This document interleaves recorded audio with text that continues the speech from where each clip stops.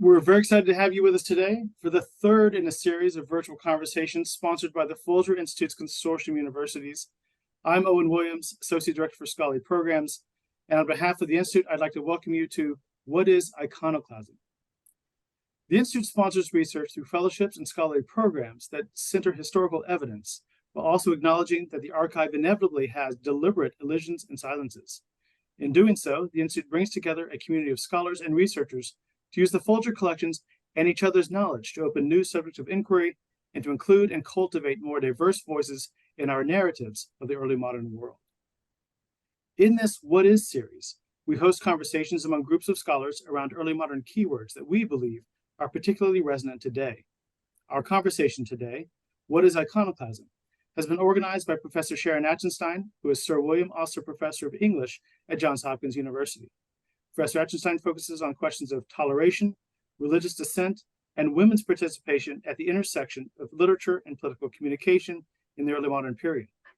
Her two monographs, Milton and the Revolutionary Reader, and Literature and Dissent in Milton's England, and two edited collections, Milton and Toleration and Literature, Gender, and the English Revolution, have led to her current research, which engages early modern debates over secularism, gender, sexuality, and human rights. Sharon, please take it away.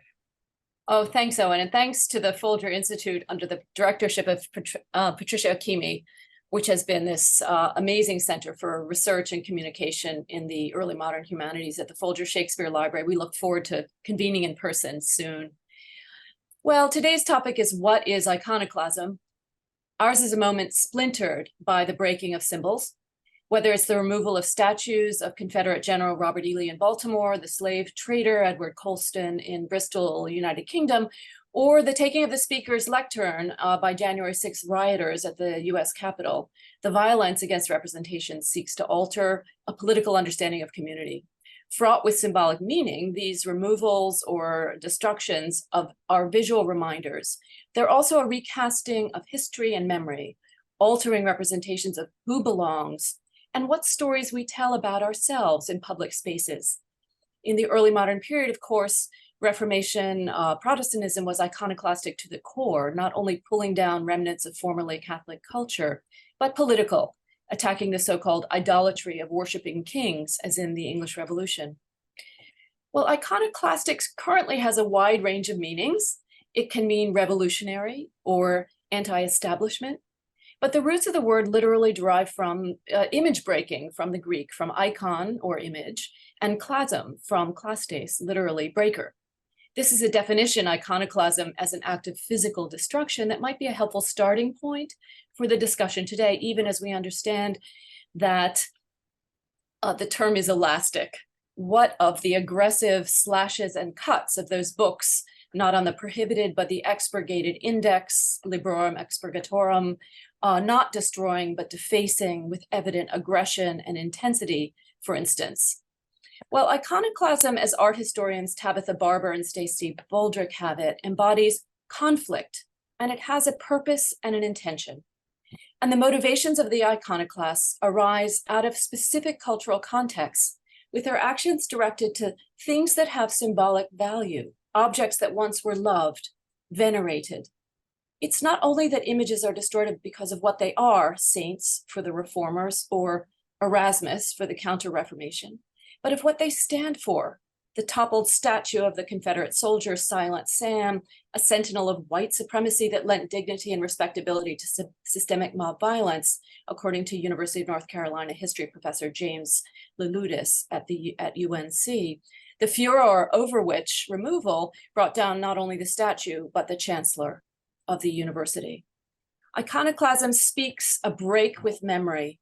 As the historian of early modernity, Alex Walsham, has shown, iconoclasm belongs to the culture of memory, and David Cressy's work on post-Reformation iconoclasm puts symbolic action at its heart. Acts of destruction, whether of images or of books, being public events, are theatrical performances of power. What can pre- and early modern iconoclasm help us understand about the present? How do the pre- and early modern theological and aesthetic questions of image breaking connect with our social and political understandings of iconoclasm?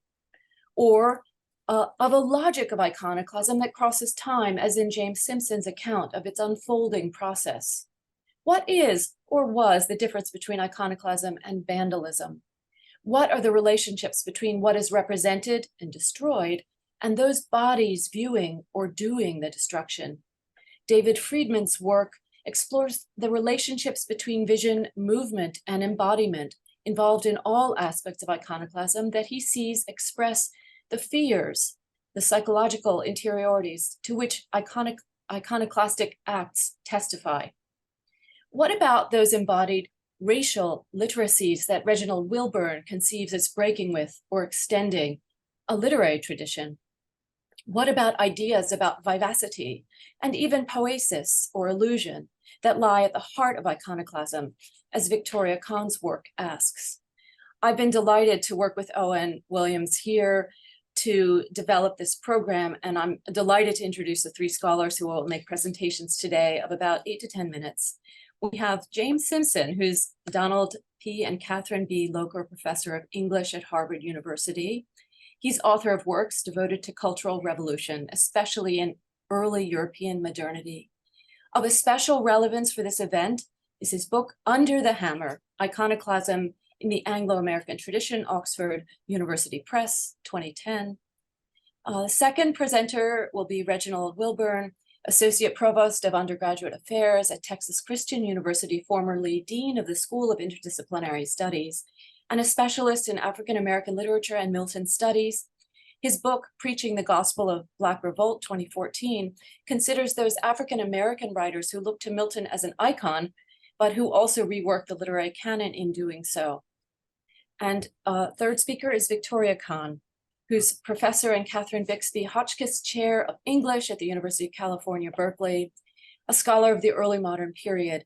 And her most recent book, called The Trouble with Literature, Oxford 2020, considers the aesthetic complexities of iconoclasm and those who align it with concerns about autonomous literary representation. The question I used to prompt our participants was, what insights does your work on early modern iconoclasm yield for understanding the phenomenon in artistic, cultural, political, religious, or other terms? Very broad. And also, what are the links or differences between modern iconoclasms and those of the past? I look forward to our conversation. We'll start with Professor Simpson. Thank you. Thank you very much, Sharon. It's a delight to be here. So when iconoclasm first struck me as an extraordinarily interesting historical phenomenon, I thought iconoclasm was a historical phenomenon. I thought it was both far distant chronologically and geographically distant from me. It was either chronologically distant, way back there in the 16th and 17th century Reformation, or it was distant geographically. It was happening in Afghanistan. By the time I began to understand the phenomenon more deeply, however, iconoclasm came very close to home. It was not a historical phenomenon, or not only a historical phenomenon, but also an intensely contemporary phenomenon. I understood, that is, that the ripple effects of Reformation iconoclasm profoundly inflected both the experience of modern subjectivity in the West and the history, for example, of the museum, no trifling matter. And I understood that iconoclasm was not only practiced by people somewhere else in time and place, across the world by the Taliban in Afghanistan, for example.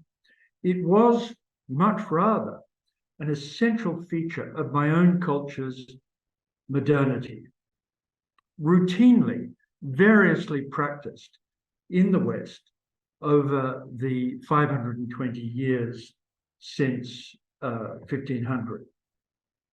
And there are plenty of periods before 1500 as well. So far, that is, from being a contained and distant topic, iconoclasm became a global subject that inevitably and profoundly implicated me and my own present. Also an extraordinarily rich and as yet extremely fertile topic for scholarly research. Today, in this very, very brief presentation, I stay away from our fraught present as much as I can and step back into Reformation iconoclasm by way of supplying a model for the historical logic of the phenomenon, a logic that remains visible and therefore useful in different revolutionary times and places. Iconoclasm is an absolutely routine, recurrent feature of revolutionary moments in the West or elsewhere. Iconoclasm is never, in my understanding, a single act. It is rather a process with different phases.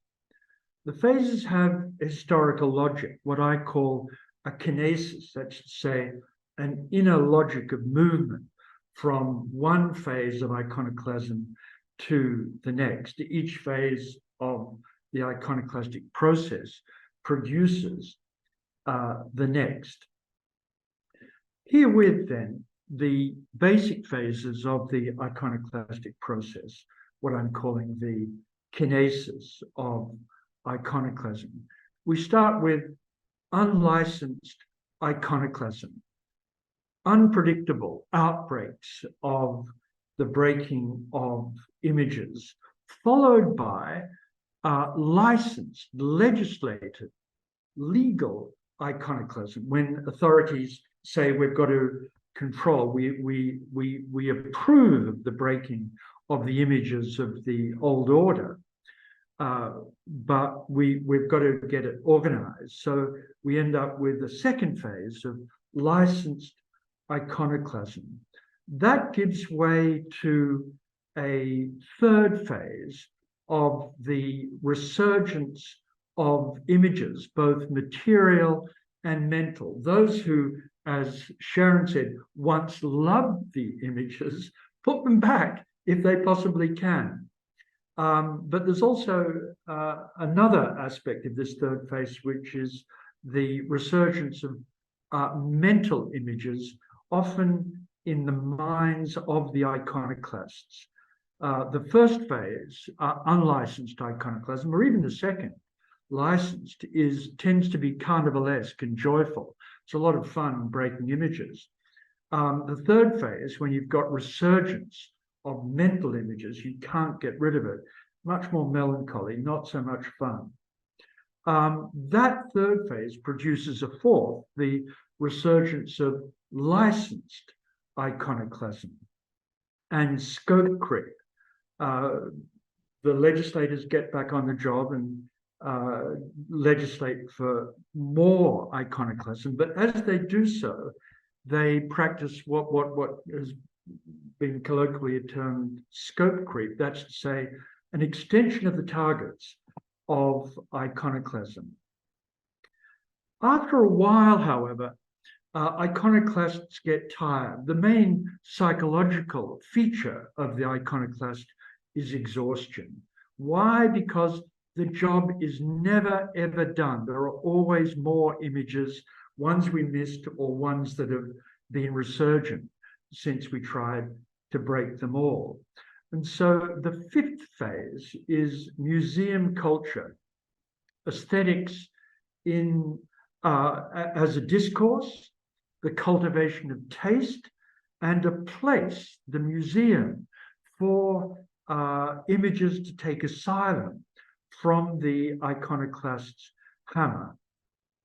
And that fifth phase, the development of museum culture, gives way to what I'd like to say is a final stable point, number 6, which is what I call safe iconoclasm within the sacred space of the museum itself. But of course, this is not the final phase of the iconoclastic agony.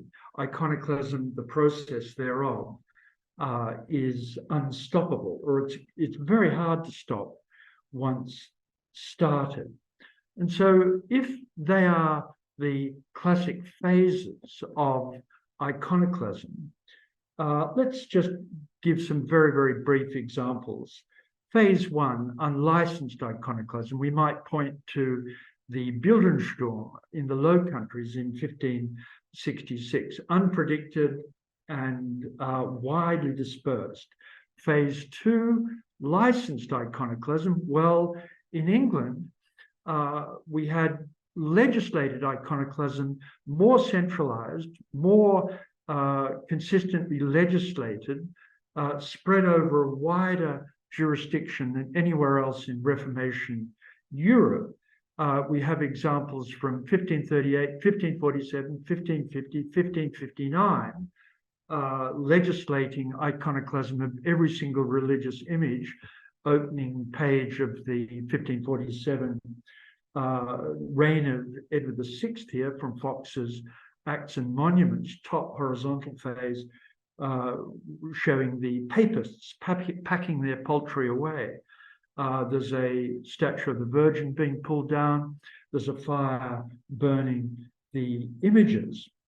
Phase four, when phase three doesn't work, phase four is when phase three, I should say, is resurgence of the images. If the idols are removed from the churches, but then steal into the mind and statues are erected in the heart, that is defamation, not a reformation, a change of place, not a driving away of the thing.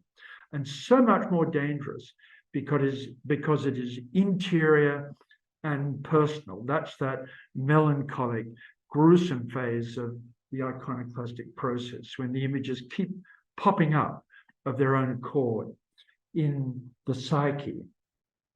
And so we have, at that point, resurgence of licensed iconoclasm. The next image is, do we have the next image, Owen? Thank you. Is the iconoclasm of 1641, 2, and 4, 1643 and 4. This is from the Lady Chapel of Ely Cathedral, that all the heads of the statues being smashed off in Civil War England. But this resurgent iconoclasm also produces scope creep. And so Milton, about whom we're going to hear in a moment, produces in 1649 Iconoclastes, justifying the regicide, defining Charles I as himself an idol. Plus we have scope creep of the targets of iconoclasm. Now it's musical instruments, for example, as well in some cases as pulling down church, as proposing the demolition of churches themselves. Then we have that fifth phase of museum culture. I ask you very briefly to look at the single image on the floor. We're going to see that right now, which is justifying the creation of the gallery. This is from the early 17th century, 1621, I think it is. And it's the iconoclasm, which is justifying the development of museum culture. And finally, we have our final phase is safe iconoclasm in the museum itself.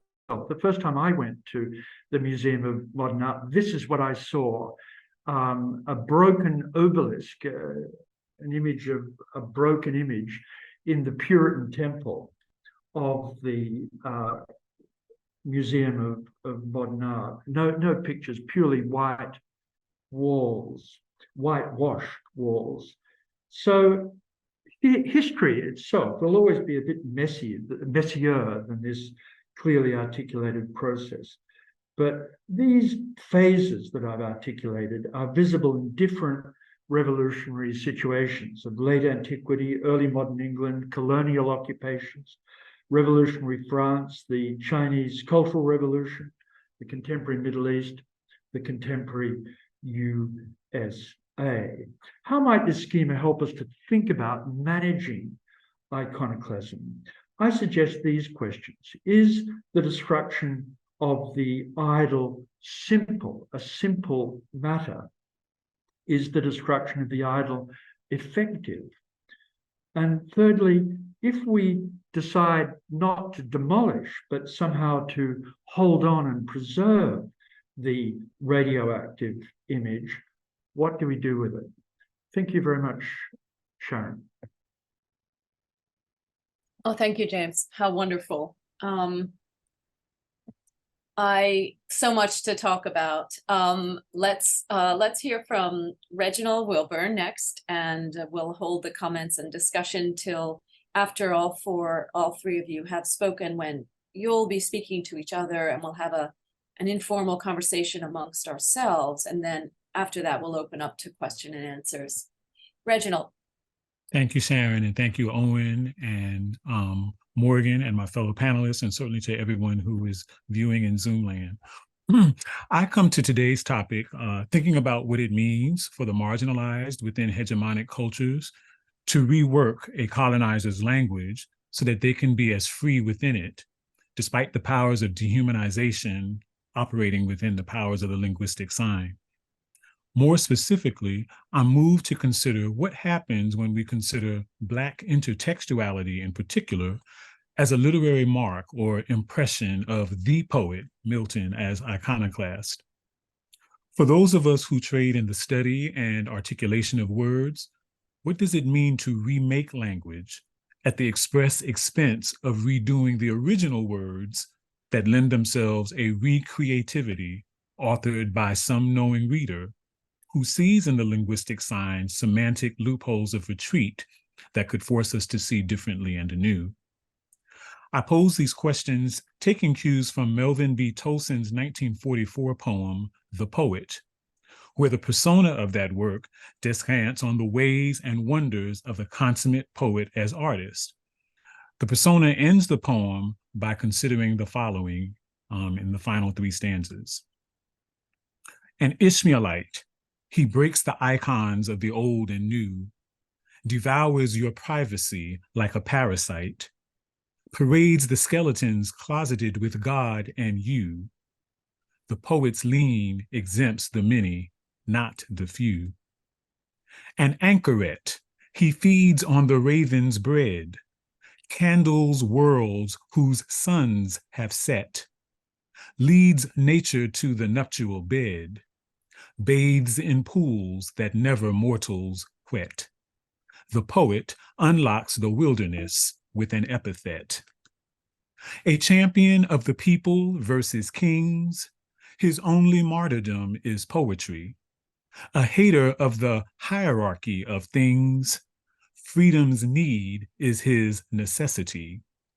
The poet flings upon the winds blueprints of springs, a bright new world where he alone will know work's menacings. The Ishmaelite outcast and poet, according to Tolson, devotes his time and existence to the art of breaking the icons of tradition and the new ones that can emerge from the old canonical standard. In so doing, she devours audiences' innermost private thoughts, convictions, and feelings, good, bad, or otherwise. Moreover, poets of this ilk parade our innermost secret skeletons on printed pages or the oratorical air for all the world to see and hear. These truths, rendered so poetically and searingly, exempt the multitudes, potentially emancipating us from the secrets about ourselves and our thinking we might not dare speak so openly to others in public. Because the poet, as anchoret, subsists only on the bread brought to him or her by ravens, his iconoclastic truths work to candle worlds that can march the slow but steady decline of some nation state in an era that's metaphorically equivalent to the epic of a setting sun. In other instances, their words lead couples to nuptial beds, while at still other turns, the language poets speak can convey truths learned only by bathing in pools of knowledge where the many seldom ever wade or bask in. That the poet can unlock worlds of ignorance for audiences by little more than an epithet signals for us today how the ornaments of poetic language can operate to move the world. Via the blunt eloquence of poetic language, artistic wordsmiths assume the posture of literary iconoclasts by preaching the kinds of gospels that work to champion the people, ultimately emancipating them from the tyrannies of kings and violent or unsavory rulers. Preaching poetry as his artistic weapon of martyrdom, he, she, they, the poet, live and die by words that are so skillfully arranged as to dismantle that which already can dehumanize us all through language. As Tolson continues to aver, poets stand antithetical to the hierarchy of things, with freedom's need as their only necessity. Finally, if the artistic word work of poets flings upon the blustery winds of time calming blueprints of spring, such that bright new worlds can be known beyond themselves, that artistic practice, in essence, achieves these interventions by recasting old language and thought in new casings of knowing. Ultimately, through the poet's art, worlds might be saved from the tyrannies of ruling conventional ideologies.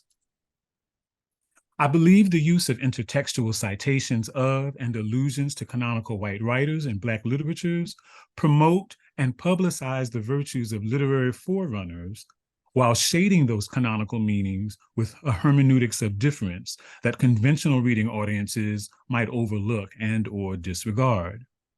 Because of power relations mediated by race, I contend marginalized writers often engage in modes of word work that perform acts of aesthetic iconoclasm simply by sampling the works of their literary precursors. Where Milton is concerned, we might consider Black Miltonists' artistic acts of signifying difference as erudite instances of poetic rebellion and or Miltonoclasm. Evaluating such acts on their own Africanist merits, as Ian Smith argues, demands levels of racial literacy equal to and commensurate with the racially different research scenario and perception of texts that nuanced interpretive readings yield when one studies these works aright and in earnest. Here, I'm proposing that the early modern iconoclasm associated with Milton, in particular, plays a very special role in helping us understand his enduring present presence.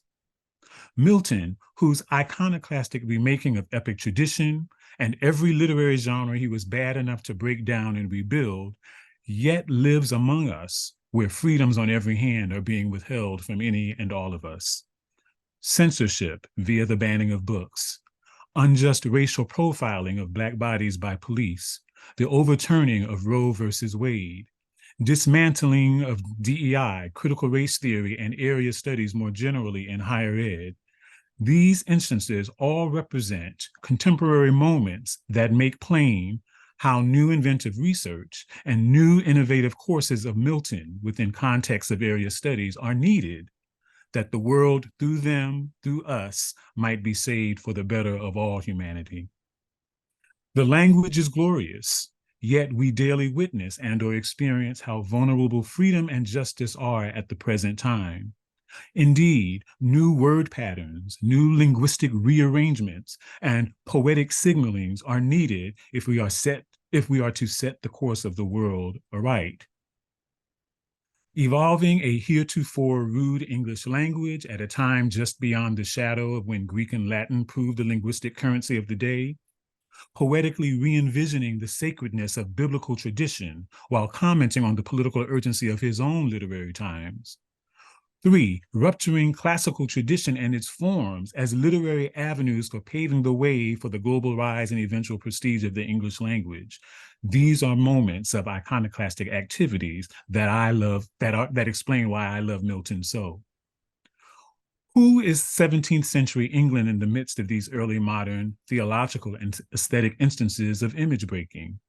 Moreover, how do we reconcile the political theology of iconoclasm that endeavors to bring freedom to England's nation state at the same time while simultaneously participating in the growing Atlantic slave trade? What answers will we discover when we examine and consider the role of all marginalized identities in Milton's England and in the centuries that followed? In my latest book project, I'm examining how and why Milton surfaces in early 20th century African-American fiction as it relates to themes of racial passing, race mixing, and anti-lynching. Each of the 5 artists I study in this project engage with Milton by appropriating snippets of his verse as intertextual bookmarks of signifying meaning. These bookmarks introduce Milton as a localized meaning of interpretive significance that lingers throughout the remainder of the plot, long after a single instance of Miltonic engagement has surfaced earlier in the work. As the plot in each of these works progresses, it becomes clearer to knowing readers that Milton is being appropriated well beyond the practice of incidental ornament. Rather, each Black artist turning Milton inside out and at variance with what a given Miltonic signifier may suggest to conventional or orthodox readers of the 17th century poet's verse. A bower, pandemonium, a one-word italicized reference to Milton's sin in Book 1 of Paradise Lost, a single direct mention of Lycidas, or a womanist evocation of Milton's Eve in the backwoods and Everglades of Central and South Florida, respectively. These 5 instances in my current book project signal how Black writers bend Miltonic figures out of shape and apart from what they represent in Milton's original writings.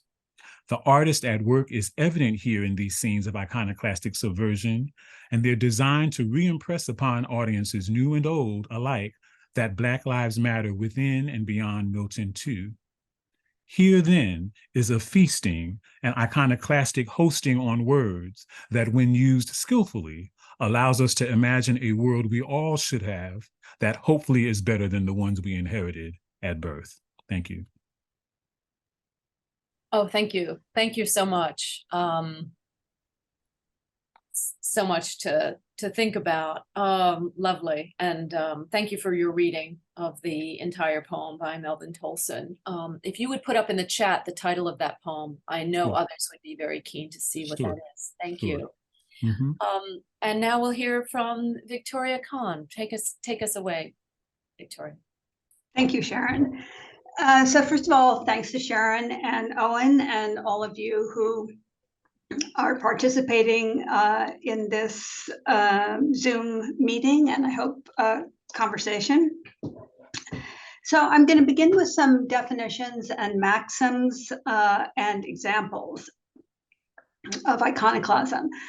So first of all, an icon is a material representation of a spiritual entity. Icons have the power and liveliness of what they represent. They take the form of sculpture or painted images, or sometimes, as we've already heard, they can take the form of books. The objections to icons are threefold. The first is that they are an inappropriate materialization of the Godhead, so we could think of the second commandment of the Hebrew Bible. Second, that they represent an idol or a false god. And in this sense, we could say that iconoclasm might be seen as an early version of the critique of ideology, understood as a false or distorting representation of social, economic, and political relationships. Third, an icon may elicit an inappropriate response. And this could be intellectual or it could be emotional. It could involve the inappropriate arousal of the senses.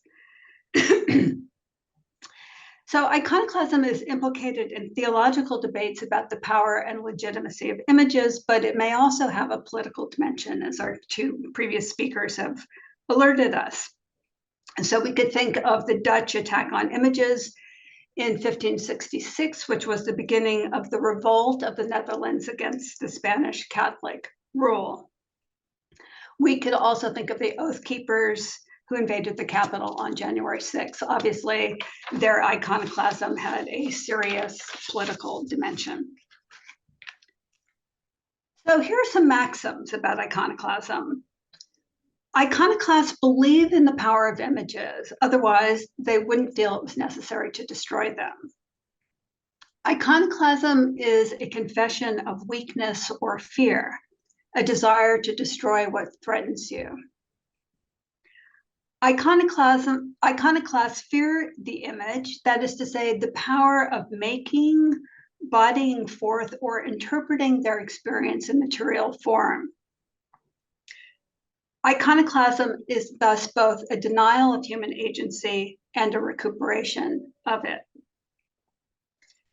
Iconoclasts attribute, or in Marxist terms, alienate their own creative power to the image.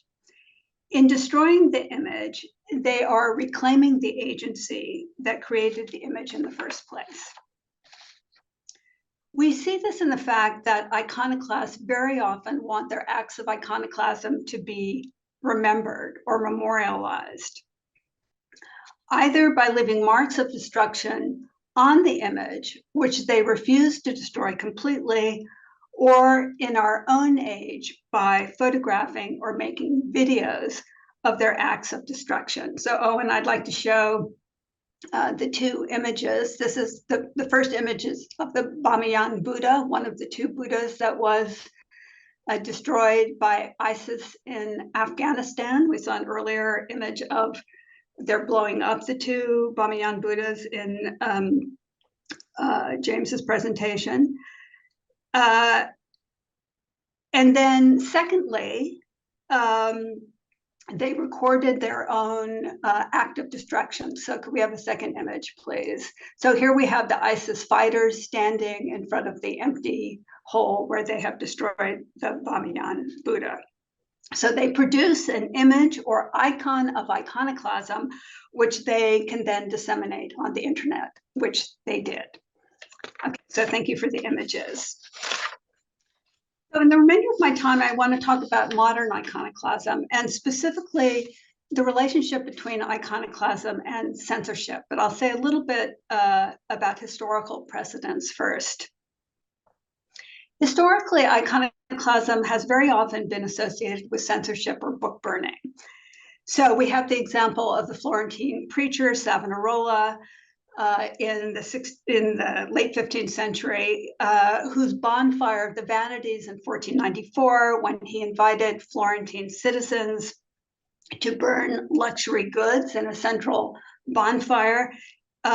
This bonfire included books, as well as paintings, jewelry, and other expensive goods. There are many other Renaissance examples of book burning from Milan and Ferrara and Münster. After the death of Mary Tudor in 1558, books were burned along with Catholic vestments in protest against her reign. So those are some historical examples. So when we think about censorship and iconoclasm today, they may seem like very different activities, but I'll try to suggest some ways which even today, they continue to be intertwined. So on the left, we have the politically motivated pulling down of Confederate statues, which Sharon Achenstein mentioned in her opening remarks. And on the right of the political spectrum, we have the politically motivated effort to censor books in school libraries and curricula.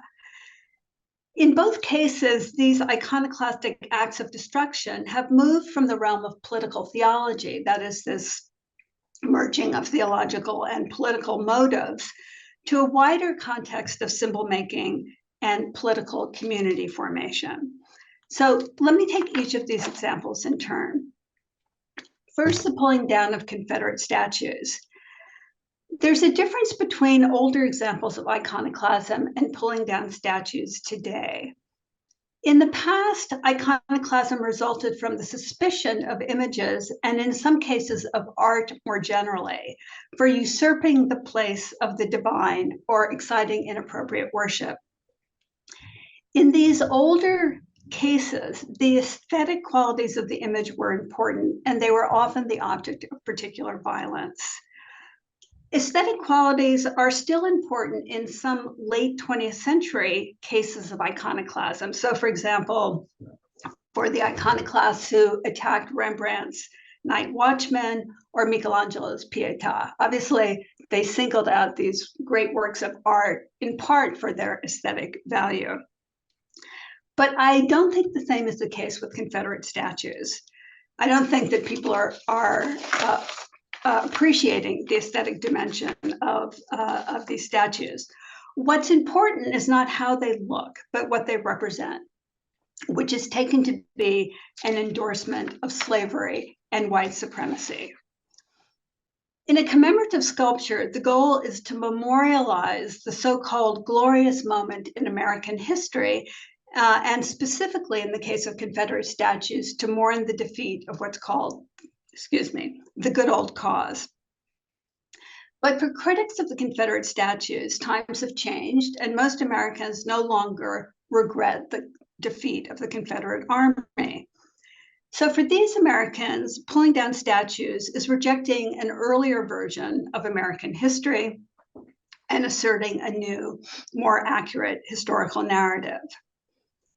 But for conservatives, for people who want to keep the Confederate statues, these acts of iconoclasm amount to a kind of censorship. And here the argument, which is sometimes disingenuous on the part of those who defend Confederate statues, is that representation is not necessarily an endorsement, and that viewers are capable of all sorts of nuanced responses to images and statues. A different sort of iconoclasm is now taking place as a result of the Republican-fueled culture wars.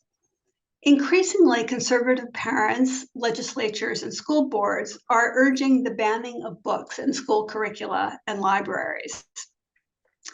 This is similar to iconoclasm because it involves destroying the image or representation of what you fear. The fear is not that the image is an inappropriate materialization of the Godhead, but that these books will lead readers to imitate the forms of life or ideas they represent. And these include homosexuality, critical race theory, or trans identity, to mention just some of the most contentious. Interestingly, the culture wars about statues and book censorship, in these culture wars, arguments often switch sides. So leftists use conservative arguments in favor of Confederate statues to argue against the censorship of books. That is, they argue that a representation is not necessarily an endorsement.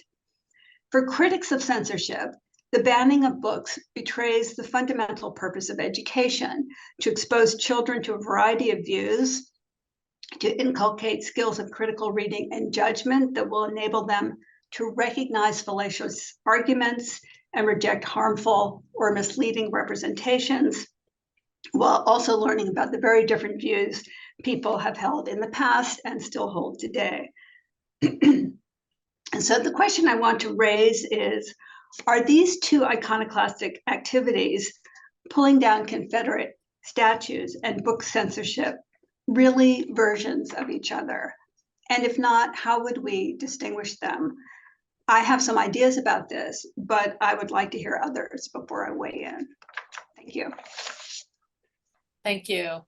Oh, what a wonderful set of presentations. A lot of common themes and many ways forward into a discussion that involves all three. I'll take up Victoria's challenge to consider the commonalities in the forms of image destruction, and to think about the politics and the political stories that lie behind, by asking about the energies of investment that lie within each.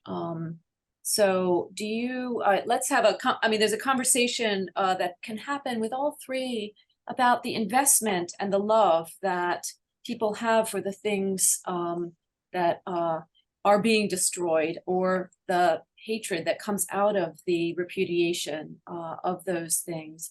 Can we talk a little more about affect is my prompt. So I was really interested to hear what Reggie and Victoria had to say. I was struck by the fact that, particularly in Reginald's talk, how he and I come at iconoclasm from very, very different starting points. And those starting points end up with a very different effective response, to answer your question, or to point to your question, Sharon. What are the different starting points? So here I am, long before Confederate statues were being pulled down, looking at Reformation iconoclasm. I look at the destruction of 90% of East Anglian churches in 1643. I look at the destruction of the Taliban statue, of the Bamiyan statues by the Taliban. I look at the destruction of the Temple of Baal by ISIS. When I look at these things, I am profoundly shocked. My affect is certainly activated, but it's activated against the iconoclasts. I could go on to talk about not only the affect being negative for me, but my understanding of how we should think about, preserve the texture of history as well. And then comes the destruction of the Confederate statues. Then comes your position, Reggie, as I understand it from your very moving talk. For you, it's an act of emancipation. Emancipation was the word you used a lot. Emancipation gives us the very word, a real effective buzz. We like it. You're basically, to put it very crudely, in favor of iconoclasm. It's a positive affect. Is it that we just disagree, or is it that we're coming at these things from very different starting points? Do we disapprove of iconoclasm practiced outside our own culture, whereas we approve of it, possibly, within our own culture? Is there a contradiction, or is there a historical situatedness which makes our positions coherent? I think, I guess iconoclasm would be in the eye of the beholder, and within particular contexts.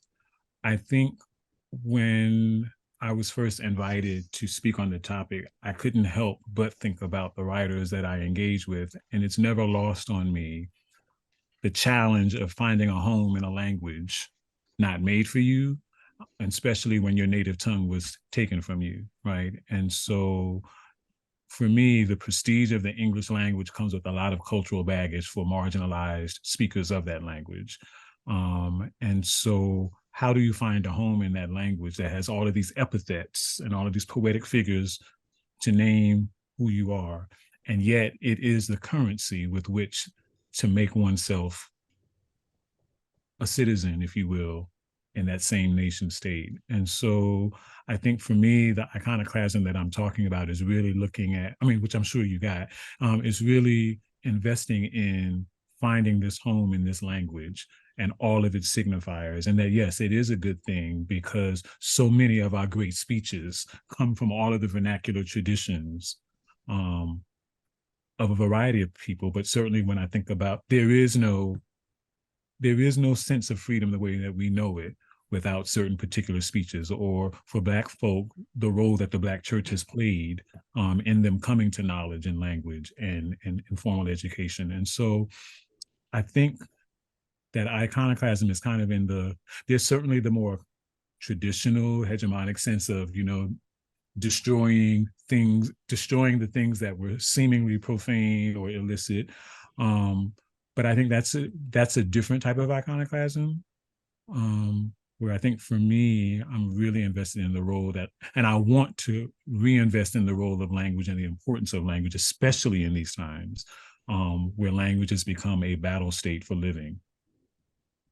So I was interested in, Reggie, your distinction just now when you said it's a different sort of iconoclasm, because I've been wondering whether literary revision of the sort that you're talking about should be described as iconoclasm. I can understand why you do, given that you're working with Milton, who definitely thought of his iconoclasties as an iconoclastic attack on Icon Basilica, and it's makes sense to make the further point that Milton had an iconoclastic relationship to every genre that he engaged with, which you made that point. But iconoclasm as part of the poetic process seems to me very different from iconoclasm that is directed against the poetic process or against the fact that human beings have this capacity to create artifacts. So when the Taliban destroy the Bamiyan Buddhas, that's not an act of poetic revision. It's a destruction of this impressive religious and aesthetic artifact. So I'm agreeing with your distinction between the two kinds of iconoclasm. And I did also want to say, in relationship to the question of affect, that second image that I showed of the Taliban standing in front of the destroyed Buddha. I mean, for me, what's powerful about that image is the kind of transfer of affect, the transfer of power from the Buddha to the Taliban. That's why they're standing there. They're standing there so they can receive the power that they have exercised, or they can manifest the power that they've exercised in destroying the Buddha. So affect is an important part of the iconoclastic spectacle, if you will. I wanted to just press a little harder on this distinction that's being drawn between iconoclasm as part of the poetic process and iconoclasm as separate from and a kind of attack on representation tout court. Because there is the matter in book burning or book censorship, the question of intellectual ideas, which aren't images, but that need to be destroyed. I'm thinking of Bacon's Idols of the Mind that he wishes to clear when he rids knowledge and early modern understanding from the detritus of kind of uniformity, coercive Aristotelianism. So I suppose I don't see these as two separate matters, because I think beneath it is the question about plurality. And I think to call it a part of poetic process to already accept plurality as a condition of existence